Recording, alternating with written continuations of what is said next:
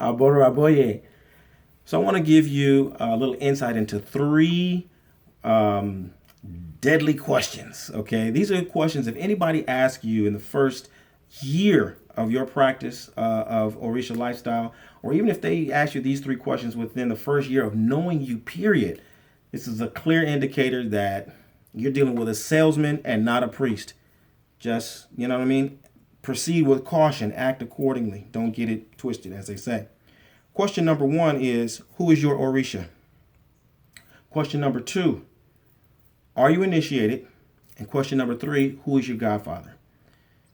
These questions are super duper common among certain circles, but I'm going to tell you these are sales questions. These are not questions that have anything to do with the authentic tradition, and they have absolutely nothing to do with your spiritual development. Question number one, who is your Orisha? If you don't know who your Orisha is, then that gives the salesman the opportunity to then do some kind of a divination for you and help you discern who is your Orisha. If you know who your Orisha is, then they can now try to upsell you some range of products or something like that, right?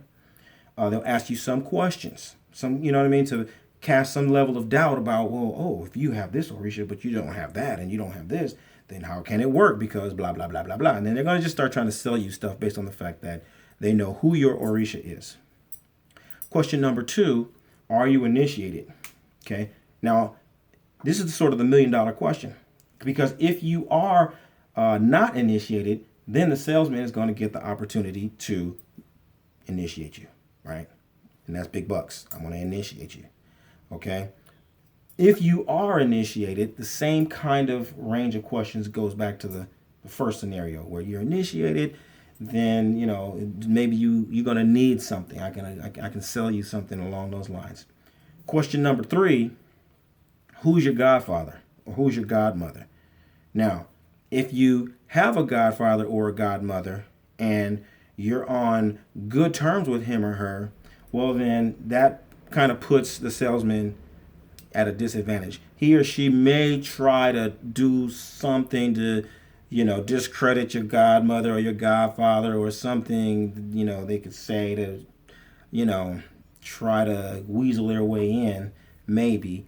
But what they're really hoping is that you're going to say you don't have a godmother or you don't have a godfather because you're on these terrible terms because your godmother was blah, blah, blah, and your godfather was blah, blah, blah.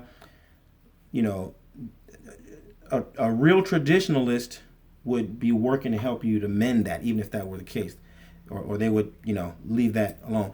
But the salesman is going to try to exploit that as an opportunity to now create a whole bunch of other levels of doubt about everything that your godmother or your godfather must have done wrong, or the fact that they're even trying to fight you or curse you or something.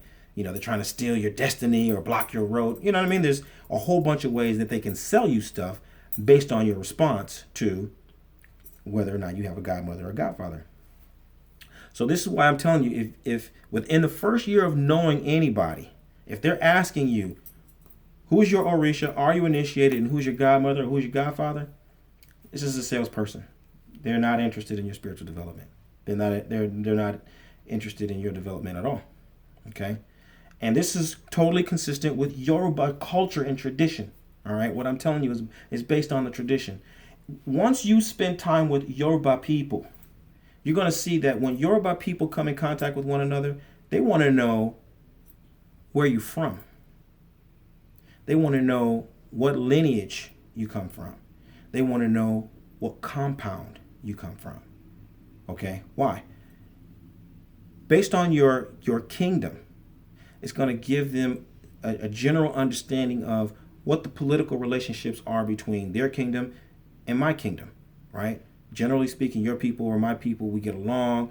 You know, there's this relationship that historically, you know, and then when I know what lineage you're from, then that's going to give me a better understanding of, you know, what kind of vocation your family is involved in. And then when I look and I see what compound you're from, well, now it's very specific. I know what recent accomplishments and people who are in your closest immediate family and in your network are. And so all of those things are helping me to assess the political and economic opportunities that are, between the two of us. All right. Now, let's say in a Western context, this is the equivalent of understanding what you need to be productive within your industry. If you're in the motion picture industry, for example, you need a writer, you need an executive producer, and you need a director. Okay. Now, these are not just individuals; these are teams. Okay, these are teams: writer team, executive producer team, and the director's team. Right? These are groups of people that are coming together that are handling processes associated with that, and you need all three of those teams to be able to produce a motion picture. Okay, if you're in the development business, for example, or the development industry, right? You need somebody who's a landowner. You need somebody who is a money person, right? Who's going to be a financer. And then you're going to need someone who can actually, who's in construction. This is somebody and their teams. It's not just an individual who owns the land. It's not just an individual who's going to provide the money. It's not just an individual who's going to do the building. I mean, there's someone who leads it, but those are three distinct teams that work together. And if you have those three together, then you can turn this, abandoned lot or this whole section of a town, you can convert that into a shopping mall and, 500 houses or something like that.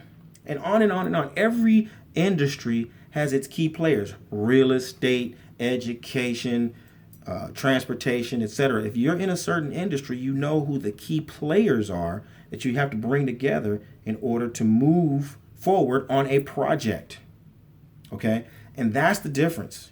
When I sit down and I meet with people who are from different industries, who are professionals, these are the kinds of questions that they're asking, because they understand that when you bring these things together, you're going to get certain kinds of progress. On the contrary, within, what is happening in Orisha lifestyle today, you pull together Obatala, a child of Sango, a child of Ogun. What does that mean? Nothing. Oh, I'm a child of Eshu. She's a child of Oya. He's a child of Yemoja. So what? What does that mean? How does that translate to any kind of a product? How does that translate to any kind of a progressive action? What are we going to create based on those that bits of information? Nothing. Okay?